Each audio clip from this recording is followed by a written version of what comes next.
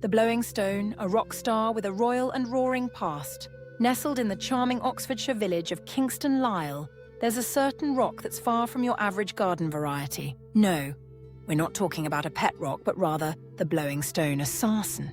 Celebrity with a history as quirky as its ability to, well, blow. Imagine a time, centuries ago, when this particular boulder was just minding its own business on the Ridgeway, probably dreaming of becoming a really good doorstop. Little did it know its destiny was to become a local legend, a historical mystery, and quite possibly the world's first air horn. Alfred's alarm clock? Probably not. The most famous tall tale spun around our rocky friend involves none other than King Alfred the Great.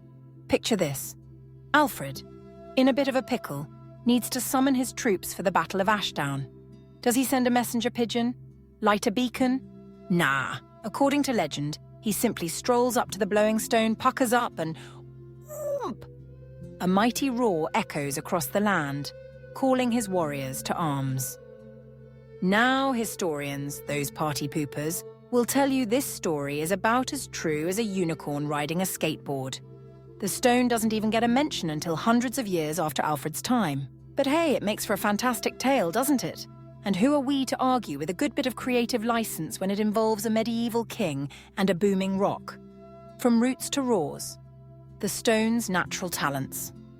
So if Alfred didn't carve it, what's with those peculiar holes? Turns out, our stone is a bit of a natural wonder. These trumpet-like perforations are thought to be the work of ancient tree roots, which burrowed their way through the softer rock eons ago. As the rock hardened and the roots decayed, they left behind these rather convenient blowholes. It's like nature designed its own giant wind instrument, and that's where the blowing part comes in. Find the right hole, pucker your lips just so, and with a bit of practice and a good set of lungs, you can coax a deep, resonant note from the stone. It's not quite a symphony orchestra, but it's certainly more impressive than a kazoo. The stone's star turn. A literary debut. Our humble stone got its big break in the 19th century, thanks to Thomas Hughes's classic novel, Tom Brown's School Days. Hughes, clearly charmed by the stone's unique talent, described it and its gruesome sound between a moan and a roar, bringing it to the attention of readers far and wide. Suddenly, the Blowing Stone wasn't just a local oddity, it was a literary landmark. For years, the stone sat proudly outside the Blowing Stone Inn, where the landlord would happily demonstrate its booming capabilities, likely for a small refreshment fee, because a good show deserves a good reward. Today, it resides in a private garden, still accessible, and still ready to test the lung power of any brave visitor.